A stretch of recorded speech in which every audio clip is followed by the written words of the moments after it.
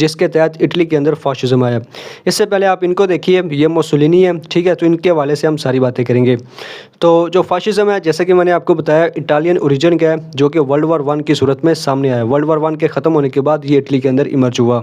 اب ہوا کیا، ورلڈ وار 1 میں بیسیکلی دو سائڈس تھیں، ایک طرف برٹن، فرانس، USA اور دوسرے کنٹریز تھے، اور دوسری طرف جرمنی، آسٹریا ہنگری اور اوٹومن امپائر تھا۔ اب اٹلی نے ورلڈ وار 1 میں اس سائڈ کو اس وجہ سے، اس ہوپ کے ساتھ جوائن کیا کہ اگر ان کو فتح حاصل ہوتی ہے تو بعد میں اٹلی کو کالونیز ملے گی، ٹھیک ہے۔ تو ظاہر سی بات ہے، جب ایشیا کے اندر یا افریقہ کے اندر یا کہیں بھی کالونی ملے گی تو وہاں پر وہ جو ریسورسز ہیں وہاں کے، اس کو ایکسپلوئٹ کرے گا اور اکنومیکلی اٹلی کو بینیفٹ حاصل ہوگا۔ لیکن ہوا کیا، ہوا یہ کہ اس سائڈ کو فتح تو حاصل ہوئی، ٹھیک ہے، لیکن جو بھی کالونیز تھیں، اگر فرض کریں اوٹومن امپائر ٹوٹا تو اس کو برٹن نے، فرانس نے، USA نے اپنے آپ میں ڈیوائڈ کر لیا، ٹھیک ہے، آپس میں ڈیوائڈ کر لیا، لیکن اٹلی کو کسی بھی طرح کی شراکت داری اس میں نہیں دی۔ تو جس امید